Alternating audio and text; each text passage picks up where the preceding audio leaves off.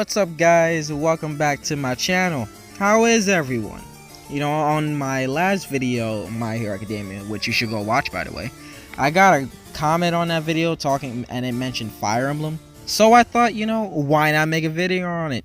And the most recent Fire Emblem game in the series so far is Fire Emblem Three Houses. So today, I'm gonna tell you about my playthrough and my overall opinion about the Golden Deer house. I'll cover each house, but today we're only going to start with my favorite house, the Golden Deer. Now, time for a bit of backstory on the Golden Deer house. Also, major spoilers ahead for the Golden Deer route for anyone who plays Fire Emblem Three Houses. Anyway, this house is one of the three houses at Garrick Mach Monastery. That house is comprised of students who hail from the Leicester Alliance. Most of the students in that house are very good at using bows, and most of them have a commoner status as a background, meaning that there's not a lot of nobles there. Their name and banner were inspired by the creatures of the same name that are said to have been sacred protectors of the Leicester Alliance region since the dawn. Next, let's talk about some of the members of the Alliance or the Golden Deer house. I'm just going to be giving you the names of these people. If you play the game, then you should already know them by now. Anyway, let's get started. Their house leader is Claude von Regan. He is the heir to House Regan and the leading house in the Leicester Alliance roundtable conversations. Then you have the other students, Raphael, Ignat, Lorenz, Lysynthia, Marianne, Leonie, and... Now, the reason why I chose this house is mainly because of their color. It's yellow. If you guys don't know, yellow is my favorite color. And it was also because overall the students seem pretty laid back and chill. At least that's the way they described it in the trailers. Also, many of them are commoners, which I do find to be very interesting. And their personalities are also, in my opinion, more relatable than the rest of the other house students. For example, Raphael is a glutton, and which we all wish we could be sometimes, especially during Thanksgiving. Am I right, guys? Anyway, that was an awful joke, and I shouldn't have said that. But that's besides the point. Even though his backstory can be a bit sad, more sad than the rest of them, but he's still a really cool guy, and he's very relatable, considering the fact that he also cares about his family since he's an orphan, and stuff like that. I think we can all relate to that in some way, like caring for another sibling or other stuff like that. Anyway, or characters like Hilda, who are super lazy, like she literally gets other people to do stuff for her type lazy. Like, that's lazy. Even I'm not that lazy, but anyway, that's besides the point. And I know most of you people out there who are lazy can relate to her, so don't say that you can't. And it's also the fact that most of the house cast is really relatable, so it makes you feel for the characters more, if you get what I mean. As in, like, since you relate to the characters, you start to feel more attached to them, and you start to feel like you're actually part of the Leicester Alliance, or like part of their little group or their little family, if you get what I mean.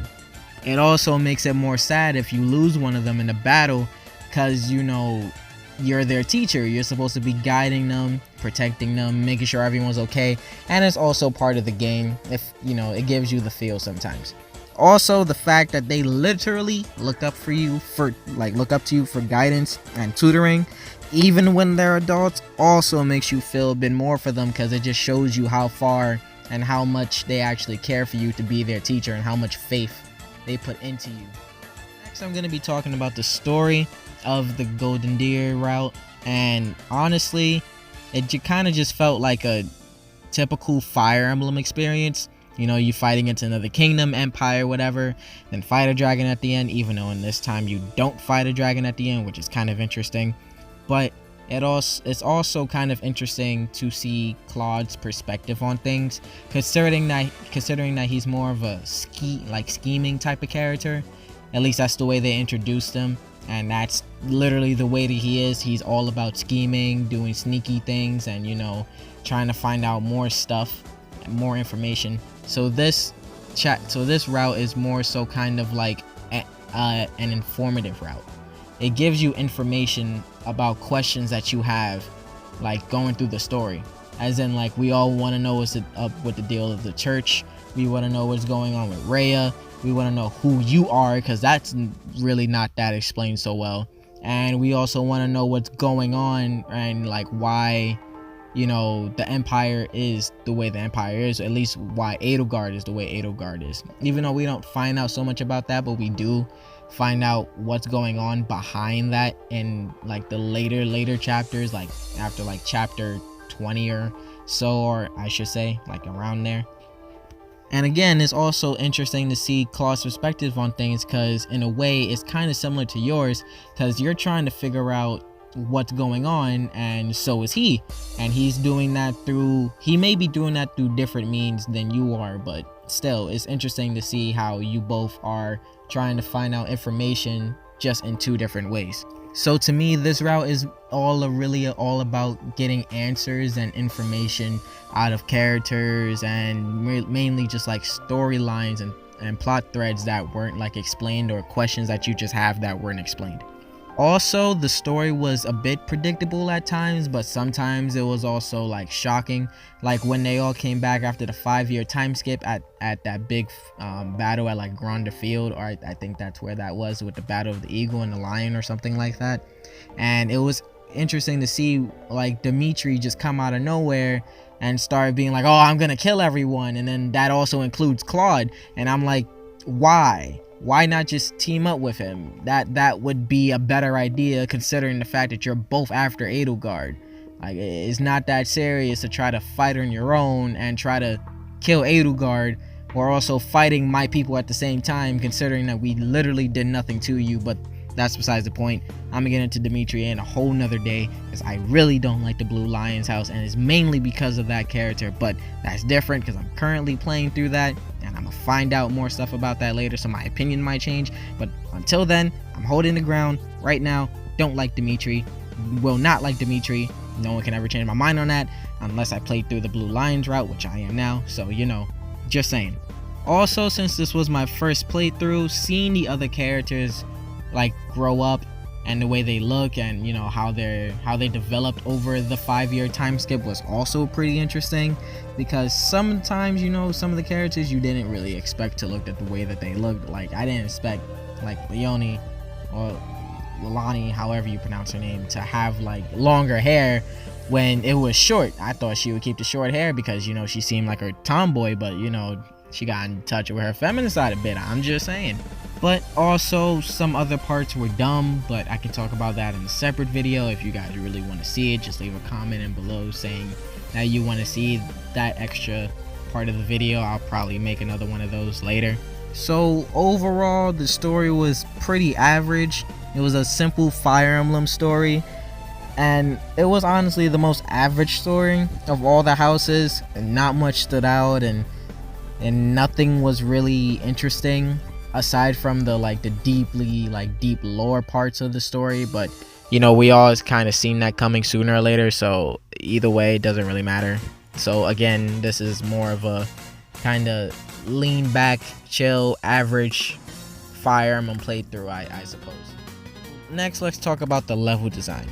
The way the levels were structured were kind of simple and a little bit boring, but some of the level designs were interesting, but most of them were a little annoying, only because of how many enemies there were and the type of enemies that were there. It was mainly just super like repetitive, and that was kind of annoying. But at least the way most of the levels looked were kind of interesting, and they had good design overall, you know. And some of the students, like fighting some of the students in some of the other levels, were also pretty cool because they were super powerful. Like, again, that one challenging battle at like Gronder Field between like the eagle and the lion, whatever thing that was after the time skip, was really fun, mainly because you had to fight Edelgard's forces, Dimitri's forces, you know, like I mentioned before. And it was just really ridiculous. It's mainly Dimitri's forces, because those guys were super powerful, especially Felix. But that dude is a whole nother topic, because he is ridiculously strong for no reason. They had no reason to do that absolute for like whatever. I'm just ranting at this point. Next, let's talk about the level design. The way the levels were structured were kind of simple and a little bit boring, but some of the level designs were interesting, but most of them were a little annoying, only because of how many enemies there were and the type of enemies that were there. It was mainly just super like repetitive, and that was kind of annoying. But at least the way most of the levels looked were kind of interesting, and they had good design overall, you know. And some of the students, like fighting some of the students in some of the other levels, were also pretty cool because they were super powerful.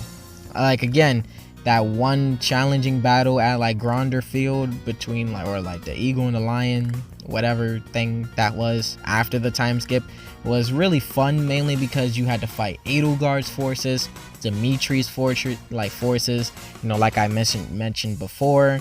And it was just really ridiculous. It's mainly Dimitri's forces, because those guys were super powerful, especially Felix.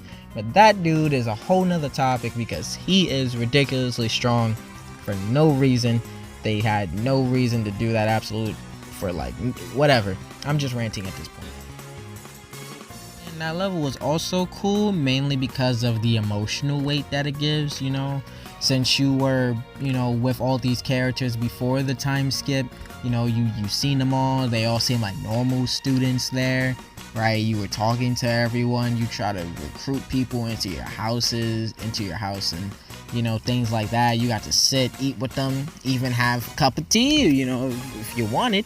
Host a whole tea party, you know. That's always fun, you know.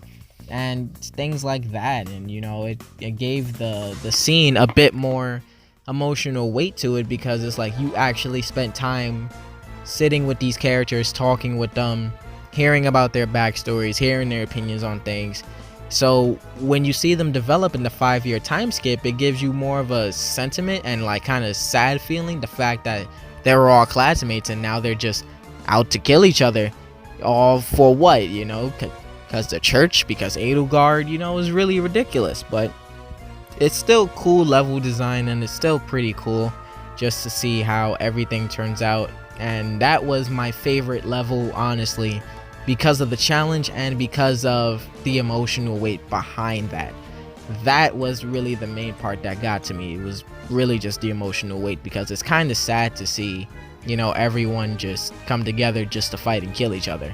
Even Claude said it. He even said himself, as far as high school or class reunions go, it has to be the worst in history, which it is, because that's just depressing. Like, I wholeheartedly agree with this guy. But, you know, it was still interesting to at least, you know, see how everything turned out with them in the 5-year time skip. And that, you know, battle gave a lot of emotional weight, which was pretty cool to see. And that's kind of what you see in Fire Emblem a lot, is usually the emotional weight that's behind things. So, you know, that's pretty cool. Next, I want to talk about teaching the students, because teaching the students in this Fire Emblem game is actually really, really fun. Not saying you could do that in any other, but teaching the students in this game is really fun, no matter which house you choose. It's actually pretty interesting, because you can make them into anything you practically want, even though the class system is a little weird, but I can get to that in another video.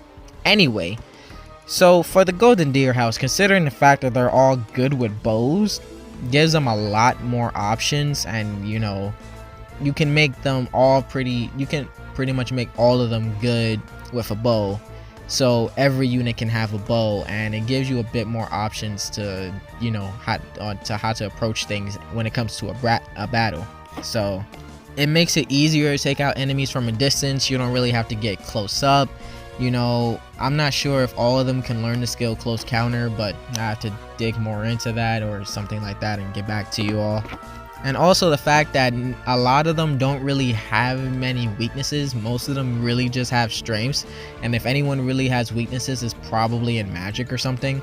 Or if it's like someone like Lysynthia, she'll probably have a weakness when it comes to like any type of melee, but that's fine, because she's really good as a mage regardless. And as you know, a sorcerer or whatever, she's really good as one of those units regardless. So it doesn't even matter, to be honest. But either way, especially like characters like Leonie, right?